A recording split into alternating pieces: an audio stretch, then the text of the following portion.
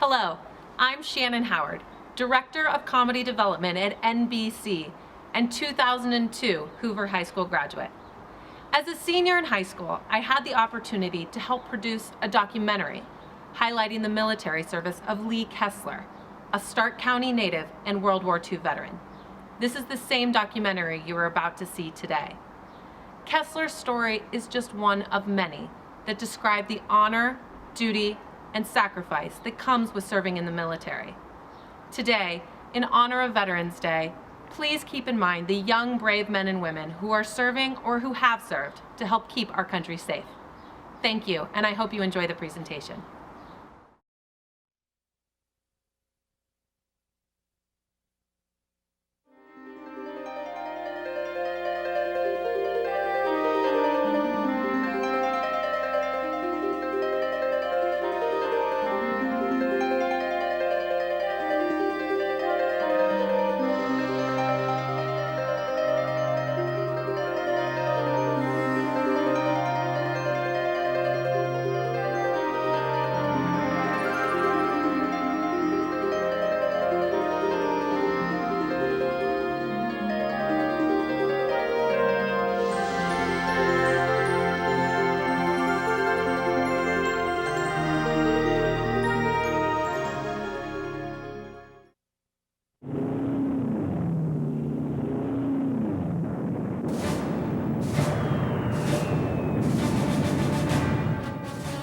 Early morning of December 7, 1941, the Japanese attacked Pearl Harbor, launching America into World War II.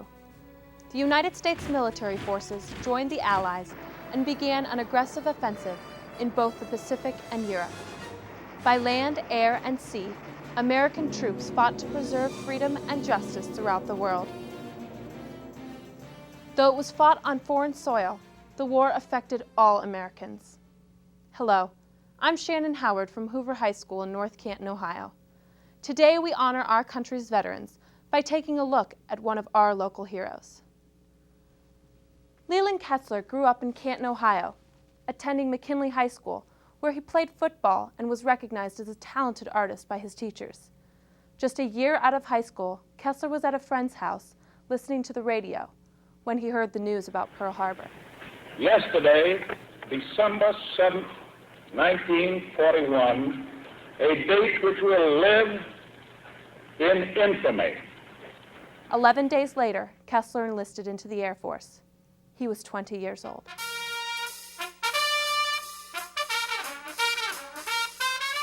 I was crazy about airplanes from the time I was a little kid, and I just had to be in the Air Force. I was the first one to run down there because I thought the war was going to be over in 6 months and I'd miss out. Kessler started his training at Fort Hays in Columbus, Ohio, before going to Shepherd Field, Texas. He was then sent to Wendover, Utah. It was the salt flats of the desert out there, and it was a godforsaken place. After basic training and gunnery school, Kessler joined the newly formed 306 Bomber Group. We were declared combat ready, which I don't think we were, but they needed planes very badly, and they needed somebody overseas. There was 4 squadrons. Each squadron got 1 airplane, B-17F models, Flying Fortresses and Liberators that had covers over the superchargers, because the English kept telling us, you'll never be able to fly daylight bombing, because they had tried it. On September 10th, Kessler and his crew left Westover Field for Gander, Newfoundland, where they stopped to refuel. We took off from Newfoundland that night, and 11:45, we had 1 engine catch on fire. 12:15, another engine caught on fire. We flew the whole night on 2 engines until daybreak. We ditched in the Irish Sea. Kessler spent about 3 hours in the sea before being rescued. I was scared to death. I'm totally frightened of water, and I kept thinking, you know, we're gonna go down, and I'm gonna drown. Really, I got to England with 4 broken ribs, a dime, and a pocket comb. That's what I had. We lost everything else, but we were saved. While stationed in England, Kessler escaped the war when he could by painting and visiting museums. As squadron artist, he painted the nose art of 7 airplanes in his outfit, including his plane, the Eager Beaver. He also began flying missions. The average life of a bomber crew at that time was 4 or 5 missions. There was either one of two things. You were either going to make it or you were going to be killed. Nobody ever thought anything about getting shot down, becoming a prisoner of war, or anything like that. The original crew that I had been on when I went down in the ocean going over had gone down somewhere over Ham, and they never found any of them. These guys you trained with, you flew with, you became like brothers. I couldn't have lost a brother or anything any more than I felt at that particular time. In January 1943, the United States and Britain combined forces in a series of bombing raids to destroy major industrial areas of Germany. On May 21st, Kessler and his crew were assigned to a bombing raid over Wilhelmshaven, Germany. The raid was pretty much a disaster. The weather was a cloud banks the whole way over. And when we popped out of there to make the bomb run, the Germans were up there waiting for us. One shell came through the nose and killed the bombardier and navigator. Another one came through the cockpit and hit the pilot in the shoulder. We knew that we were going down when the third one was in the number 3 engine and it was burning like a torch. The object was to get out of there. Coming down, the feeling is pretty hard to describe. You're going out at 25,000 feet. That's a long way down. You're going down into northern Germany, who was still winning the war. You had no chance of escape. I felt so alone. There's all the other planes are going back. It's a very lonely, lonely feeling. I came down right off the shore, the Bay of Wilhelmshaven. As soon as I got out of the water, I heard a couple shots. And I looked up and there was a farmer up on a hillside and was taking pot shots at me. And a third shot just kicked up in front of me and I thought, boy, he's got a bead on me. I'm not gonna make it. And all of a sudden I heard a couple pistol shots or lighter shots and looked over and here was 2 officers, German officers, and they were firing their pistols in the air. And this farmer took off, he ran. So they started hollering for me to come over there. And we went to the Wilhelmshaven Naval Base. And they took me in the naval base. I'm dripping water. I'm still all soaking wet. My flying boots is full of water. And they took me in front of in an office there with a big desk and a guy sitting behind a desk. And on the desk was a nameplate, Grand Admiral Karl Donitz. Karl Donitz is the guy who signed the German surrender after Hitler killed himself. They asked me questions like how old I was and everything, which was a surprise to this admiral because being a tech sergeant in the German army, you had to be in there about 30 years before you ever become a sergeant. And they couldn't understand how a young guy like me was a sergeant, I guess. So they took me back to a room, and there was my radio operator and my tail gunner. And I thought that the radio operator was dying. He had broken his hip.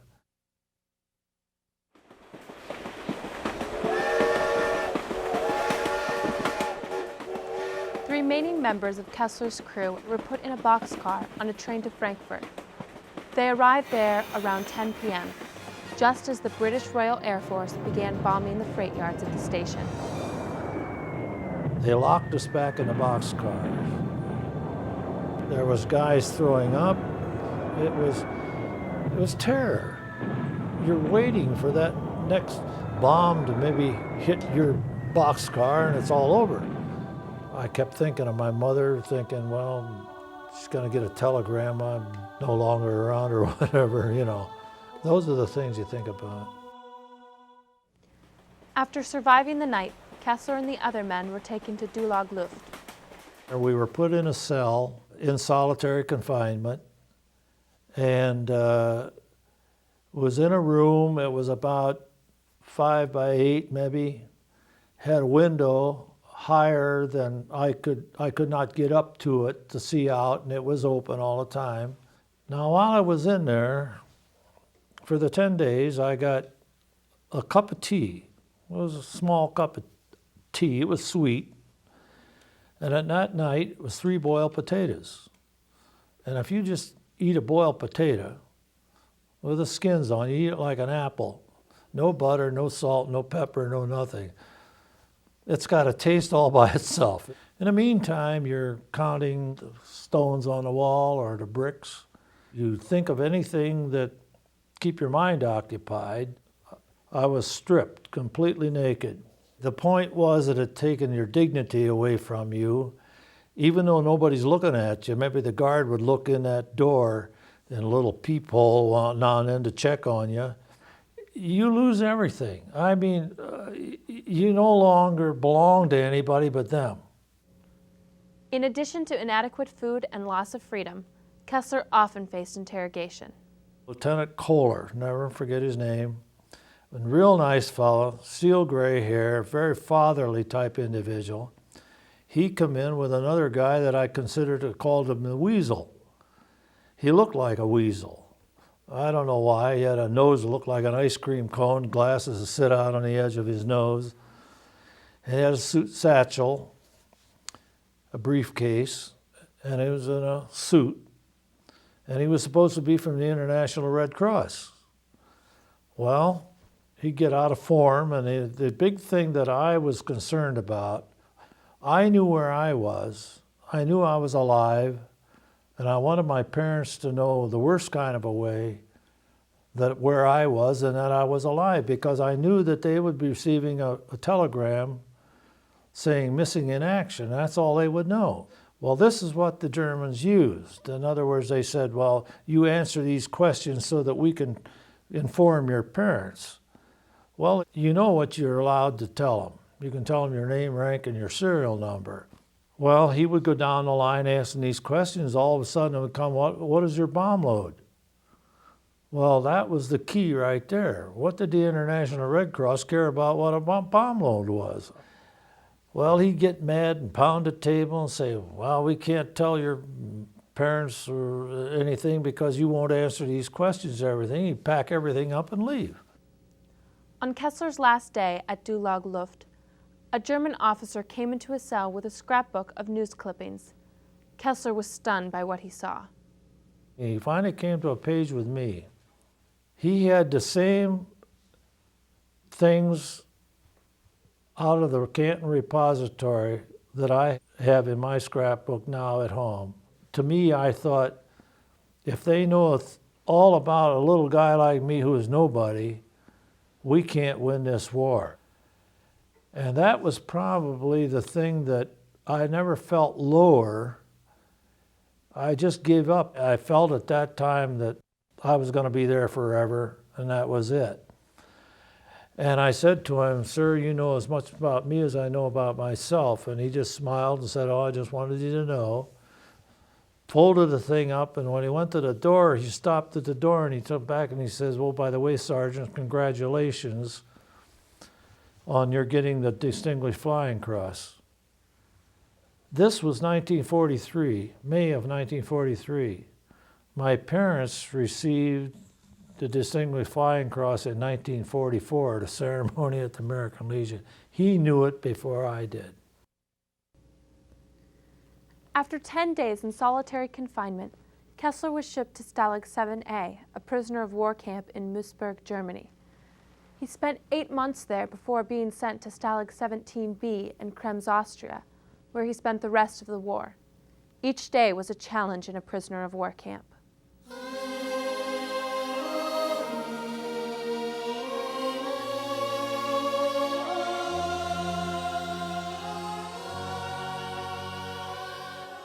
We try to goof up the Germans. The big thing was to keep them occupied, to keep as many guards guarding you so that they couldn't send them to the front. That was our way of fighting a war.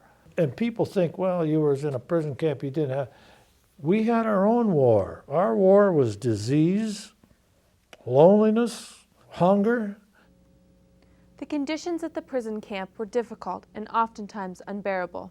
We got soup. It was watered down soup. And any horses that was killed in an air raid, that's the meat we got. And the French run the kitchens, and they used to put the head of a horse on there. We found out how they did it. They split it down there and throw in one vat and throw another. Well, you're liable to get an eyeball, a tooth. Anything that you got that you didn't understand what it was considered foreign matter.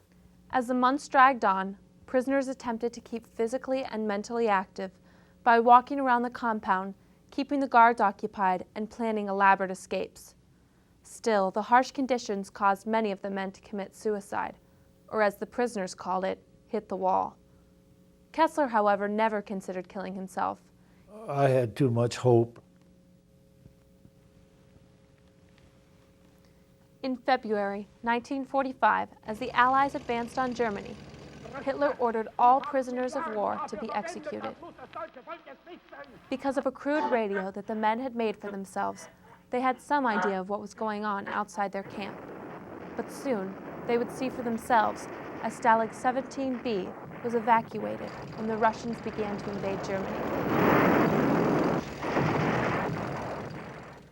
The prisoners were forced to begin marching to Mauthausen concentration camp, though they didn't know it at the time. Kessler was asked to carry the American flag.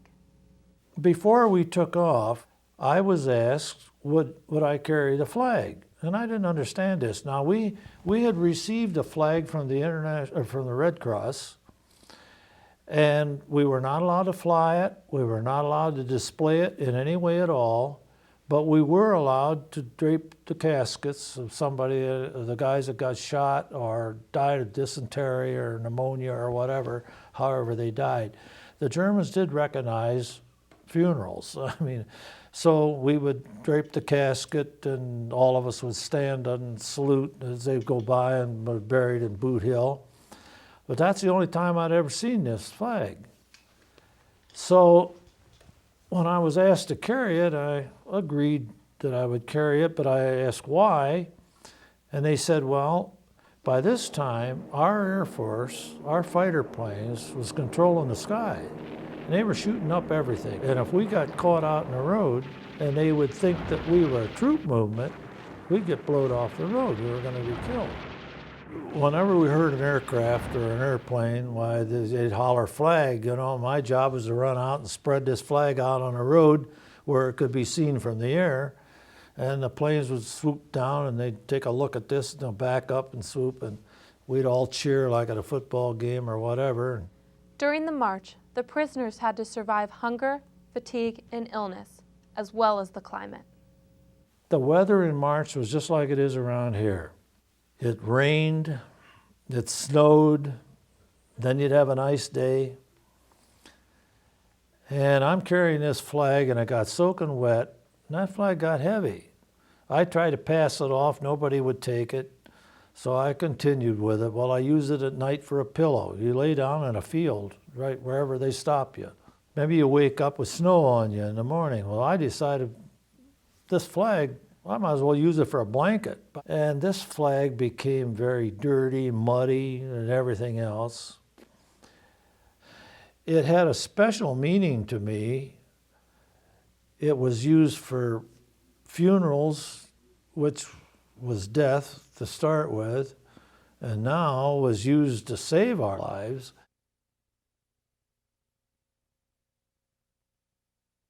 Ending the march at Mauthausen would have meant certain death for Kessler and his comrades.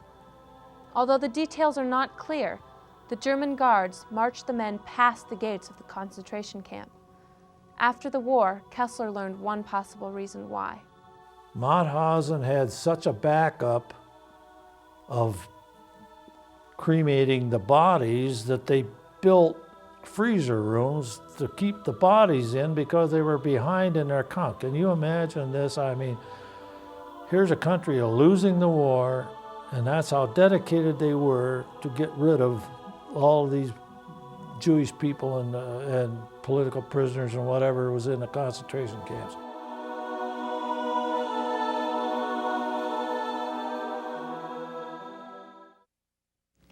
After passing Mauthausen, the prisoners spent 2 weeks in a forest by the Ince and Salzach rivers before they were liberated on May 5, 1945, by General Patton's 3rd Armored Tank Division.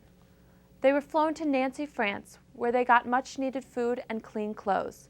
Before they could shower, however, they had to remove all their dirty, infested clothing to be burned. And he says, "But that flag's got to go on there too, it's material." And I said, "No, I'm being bullheaded." I said, "I carried this halfway across Germany, I'm not gonna throw it on there." I was just being bullheaded. So he said, "Well, we'll see about that," and he took off to get an officer, I guess. And here, one of our guys was coming out of the showers, and I run over and I said, "Hang on to this for me," and he did. For 80 years, I'll still respect the flag and know what it means, at least to me, and what I think it means to the country. That flag is now displayed at the Prisoner of War Museum in Andersonville, Georgia. After the war, Kessler attended college, married Peg Kuntz, and raised 3 children. He worked at the Timken and Hoover companies and retired from Canton City Schools. He has lent his time and artistic talent to the Military Aviation Preservation Society, known as the MAPS Museum, located near Canton, Ohio. Throughout his life, his passion for art has remained.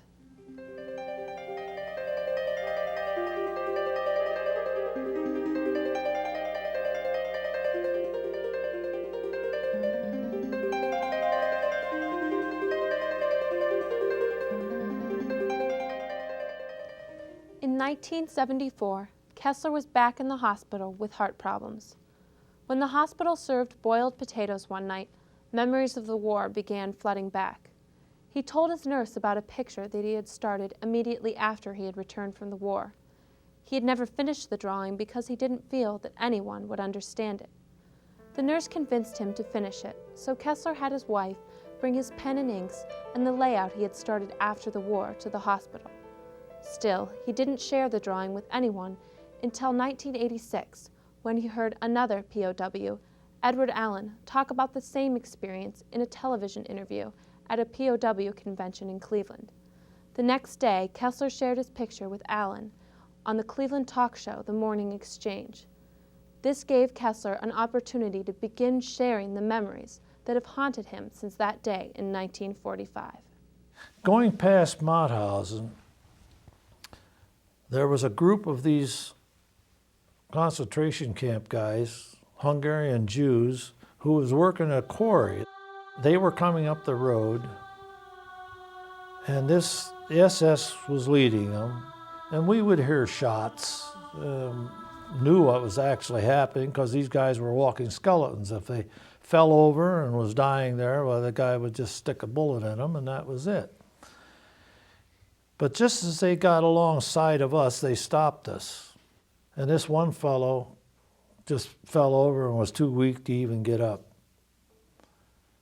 And we saw a display there, and I normally don't tell this. That guard took the gun butt and started beating him with that, and there was nothing but like taking a pumpkin and smashing it. We went on from there, and as we were passing another group coming, we seen the bodies laying along the side of the road. And we come to this one body. I was in the back of the column. And this guy was laying there, and he had a crinkled photograph by his hand. It was probably the only possession he had. I don't know why I wanted that photograph, but I stepped out of line, and I was going to pick it up. And I heard a guard holler, and I looked back, and he's taking the gun off his shoulder, and I thought, there's no use of me getting shot or killed for somebody I don't even know. But I got to look at the picture, and it was a woman and 2 children. It was probably his wife and 2 children. Where they were, I don't know. They may have been dead. They may have been in another concentration camp. But here was a guy that died alongside the road. He knew he was dying, evidently, pulled a picture out, kissed it. At the same time, the guard shot him through the head. I figured that everybody had the right to die with dignity. And here was a guy that was nothing. He was only a number. Kessler's drawing has been reproduced all over the world and hangs in the Holocaust Museum in Washington, D.C., the Yad Vashem in Tel Aviv, Israel, as well as a museum memorial at Mauthausen. Since 1986, Kessler has also shared his story with numerous community organizations and schools. I feel very fortunate. I think I'm one of the luckiest persons in the world. I survived 4 aircraft that was destroyed. I survived a prison camp. I have nothing but admiration and hope because you guys are the future. You're the people that guys like me depend on. Lee Kessler is just one of more than 16 million soldiers, sailors, and aviators who fought for freedom and democracy in World War II. Through his artwork, he has ensured that the sacrifices of those lives lost, both military and civilian, will never be forgotten.